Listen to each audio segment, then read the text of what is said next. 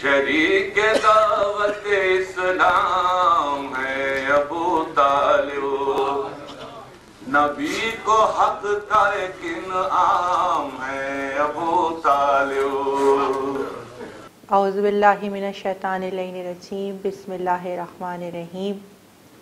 الحمدللہ الذی ہدانا لہذا وما کنا لنہتدی لولا ان ہدانا اللہ، لقد جاءت رسول ربنا بالحق، الصلاۃ والسلام وتحیۃ والاکرام علی سید اصل ما فی الوجود، سر اللہ فی کل موجود، نقطۃ دائرۃ الوجود، صاحب لواء الحمد والمقام المحمود، مولانا و مولا الثقلین، جد الحسن والحسین، ابی القاسم محمد، اللہم صلی علی محمد و آل محمد وعجل فرجہم اجمعین۔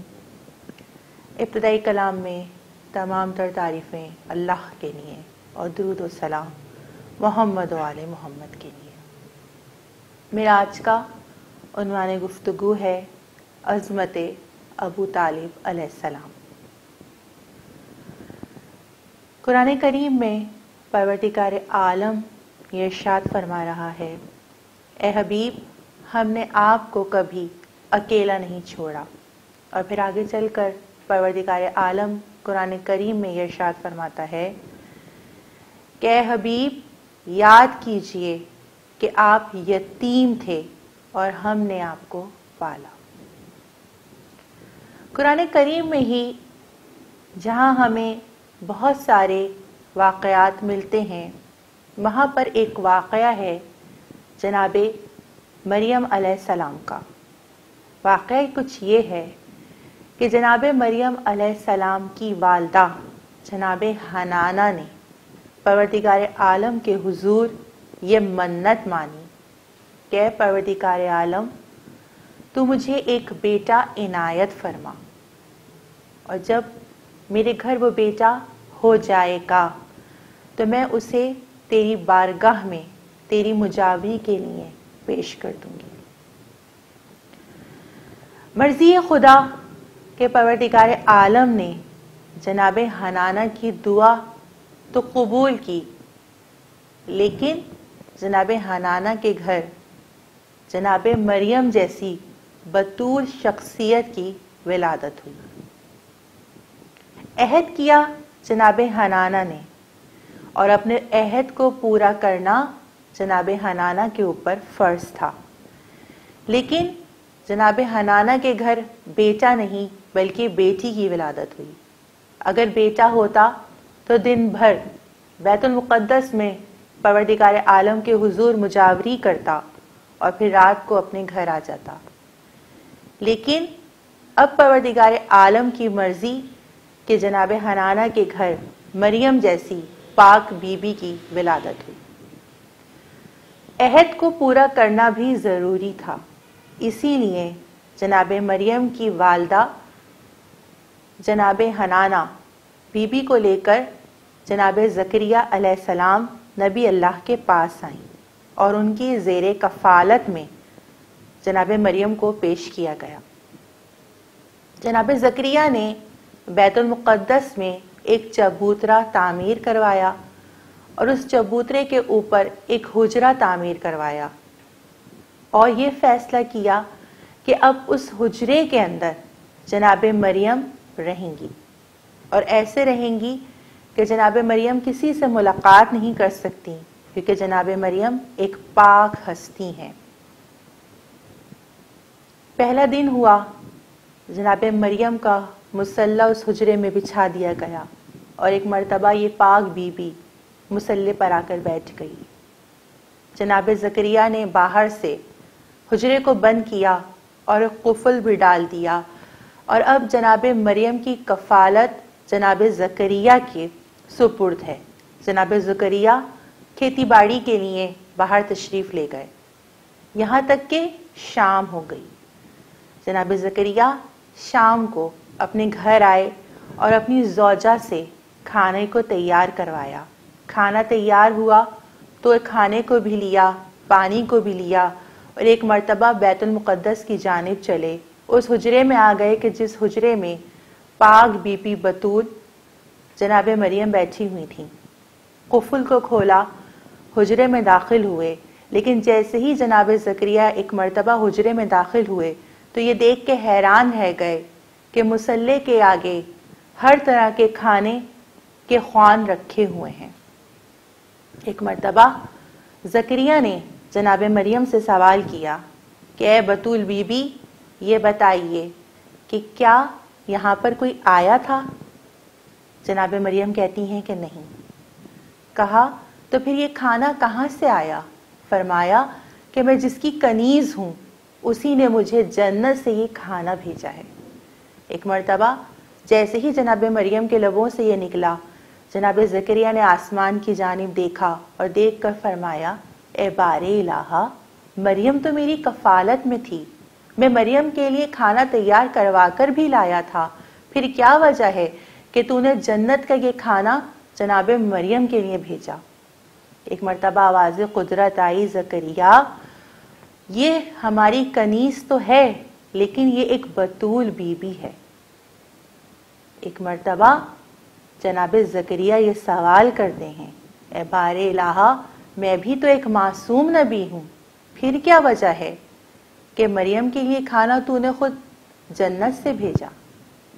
آواز قدرت آئی، بے شک زکریا تم ایک معصوم نبی ہو، لیکن تم نے اپنی زوجہ سے یہ کھانا تیار کروایا ہے اور تمہاری زوجہ معصوم نہیں، اور یہ مریم بتول بی بی ہیں۔ ہم یہ نہیں چاہتے کہ عصمت مریم یہ ہے کہ کوئی غیر معصوم مریم کا کھانا تیار کرتا۔ یہ واقعہ ہے جناب مریم علیہ السلام کا، یعنی پروردگار عالم نے یہ نہیں چاہا کہ کوئی غیر معصوم شخصیت اس کھانے کو بھی ہاتھ لگائے کہ جو کھانا جناب مریم جیسی معصوم شخصیت نے تناول فرمانا تھا۔ تو پھر سوال یہ ہے کہ 20 سال تک جناب فاطمہ بنت اسد رسول خدا کے لیے، ایک معصوم نبی کے لیے کھانا تیار کرتی رہیں، اور جناب ابو طالب نوالے توڑتے رہے اور جناب رسول خدا کو کھلاتے رہے، اور محمد جیسی عظیم شخصیت اس کھانے کو تناول فرماتا رہا۔ یہاں بات ہے ایمان ابو طالب کی، لیکن ہمیں ایمان ابو طالب پر بات نہیں کرنی، ہمیں عظمت ابو طالب پر بات کرنی ہے کہ عظمت ابو طالب کیا ہے۔ کہتے ہیں کہ ایک مرتبہ ابو لہب نے رسول خدا آن حضرت صلی اللہ علیہ وسلم کے ایک جزو بدن کو لے کر کوئی نازیبا کلمات کہے۔ ایک مرتبہ اللہ کا رسول خاموش رہا، لیکن وہ شخصیت خاموش نہ رہی کہ جو نگہبان رسالت ہے، کہ جو محسن رسالت ہے۔ ایک مرتبہ جناب ابو طالب کی زبان سے یہ الفاظ جاری ہوئے کہ تبت یدا ابی لہب وتب۔ یہ فرمان تھا عمران کا، لیکن جب یہ فرمان عمران کا عرش پہ پہنچا اور جب عرش سے زمین پر جبریل لے کر آیا تو یہ قرآن تھا، اور ایک مرتبہ قرآن نے کہا کہ تبت یدا ابی لہب وتب، کہ لہب تیرے ہاتھ ٹوٹ جائیں۔ قرآن میں پوری آیت موجود ہے، پوری سورہ موجود ہے، اور یہ سورہ وہ سورہ ہے کہ یوں تو رسول خدا کے بہت سارے دشمن تھے، لیکن نام لے کر رسول خدا کے دشمن کا فقط ایک ہی یہ سورہ نظر آتا ہے۔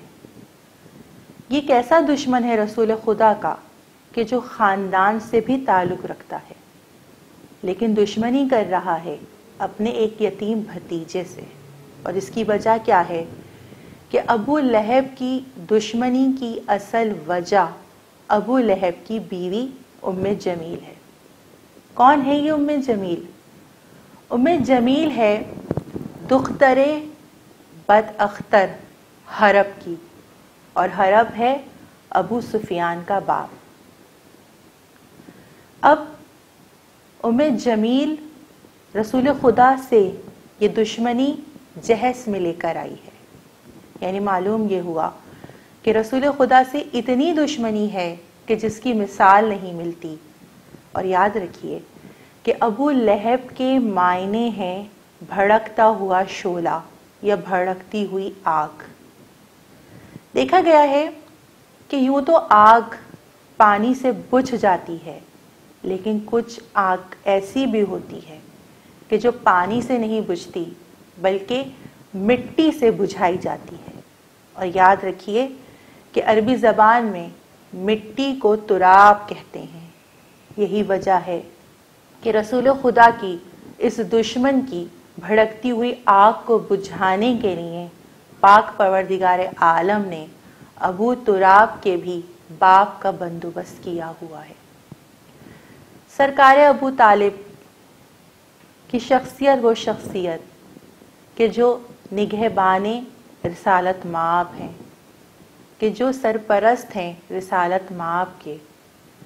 وہیں پر زمانہ سوال کرتا ہے ایمان ابو طالب پر کہ لوگ معاذ اللہ سرکار ابو طالب کو کافر کہتے ہیں. کیسا کافر؟ اگر تاریخ اسلام کا مطالعہ کیا جائے تو تاریخ اسلام کے پہلے ہی صفحے پر ہمیں دو شخصیات نظر آئیں گی. پہلی شخصیت جو وہاں پر درج ہے اس کا نام ہے ابو سفیان. کون ابو سفیان؟ کہ اس کا تعارف یہ ہے کہ ابو سفیان کے باپ کا نام حرب ہے اور اس کی زوجہ کا نام ہندا جگر خورا امیر حمزہ ہے.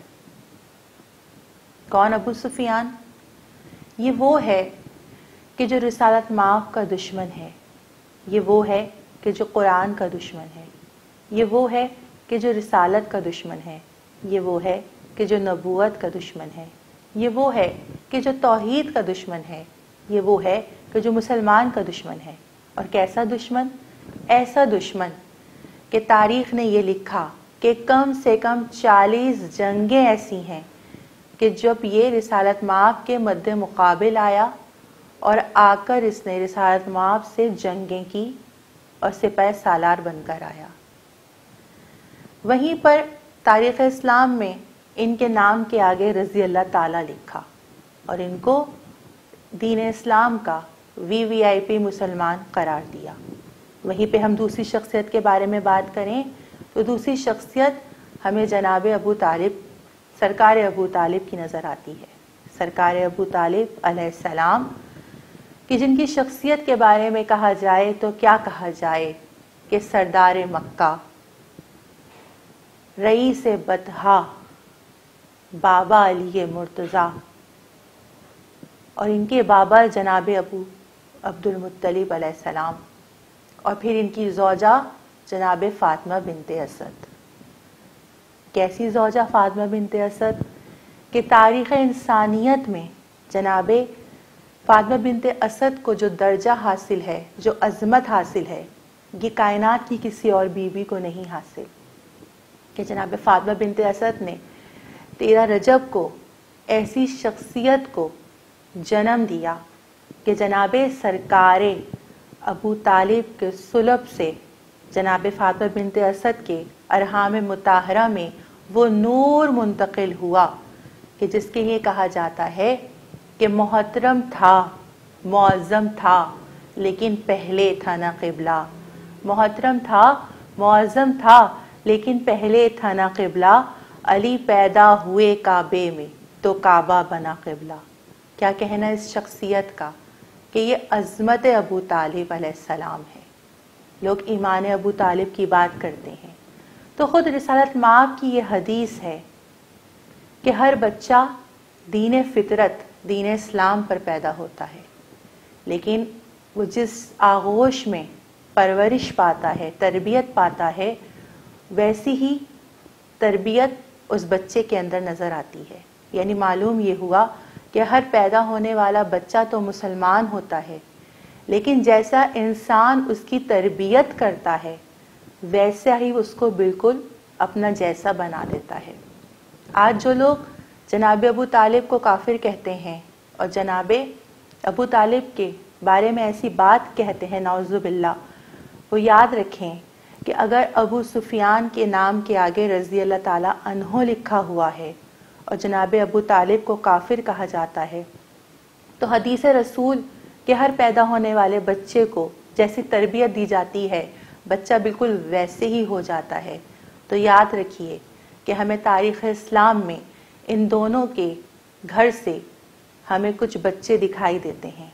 جناب ابو طالب نے 2 بچوں کی پرورش کی، ایک بچہ احمد مجتبیٰ محمد مصطفیٰ صلی اللہ علیہ وسلم رحمت للعالمین جیسی شخصیت بن کر سامنے آیا، اور دوسرا بچہ علی مرتضیٰ مولا کائنات مشکل کشا جیسی شخصیت ہمیں ملتی ہے۔ اور وہیں پہ ابو سفیان نے جب اپنے بیٹے کو پالا، اور پھر اس نے جب اپنے بیٹے کو پالا، تو وہ یزید لعین جیسی شخصیت تاریخ میں بن کر ابھرا کہ جس کے لیے امام حسین نے اس طرح سے اپنی مہر کو ثابت کر دیا کہ پھر ایک سجدہ حسین نے تھوڑی سی دیر میں ہر دور کے یزید کو گالی بنا دیا۔ جب بات ہو سرکار ابو طالب کی تو یاد رکھیے کہ بعثت کے 10ویں سال جناب سرکار ابو طالب کا وصال ہوا، اور جناب سرکار ابو طالب کے وصال کے سال کو رسالت مآب نے غمگین سال یعنی عام الحزن قرار دیا، اور پورے سال جناب سرکار ابو طالب کے غم میں رسالت مآب مبتلا رہے۔ جو لوگ جناب سرکار ابو طالب کے ایمان پر بات کرتے ہیں ان کے لیے میں اپنے 5ویں امام محمد باقر علیہ السلام کا ایک قول ضرور کہنا چاہوں گی کہ میرے 5ویں مولا یہ ارشاد فرماتے ہیں کہ اگر ایک ترازو کے پلڑے کے اندر میں اپنے جد جناب ابو طالب کے ایمان کو رکھوں اور دوسرے پلڑے کے اندر خدا کی پیدا کی ہوئی تمام مخلوق کو بھی رکھا جائے، تب بھی وہ پلڑا بھاری رہے گا کہ جس پلڑے کے اندر سرکار ابو طالب کا ایمان ہوگا۔ وہیں پر میں یہ بھی ضرور کہنا چاہوں گی کہ جب ایک مرتبہ میرے مولا علیہ السلام کے آگے کسی نے ایمان ابو طالب کے بارے میں گفتگو کی تو ایک مرتبہ علی مولا نے فقط اتنا ہی ارشاد فرمایا کہ یاد رکھو میرے بابا کے بارے میں سوال کرنے والوں کہ اگر میرے بابا دنیا کے لیے روز محشر تمام دنیا کے کافروں کی سفارش بھی کریں تو وہ پاک پروردگار عالم ان لوگوں کی سفارش کو رد نہیں کرے گا۔ میرے بابا کی سفارش ایسی ہے۔ شریک دعوت اسلام ہے ابو طالب، نبی کو حق کا ایک انعام ہے ابو طالب۔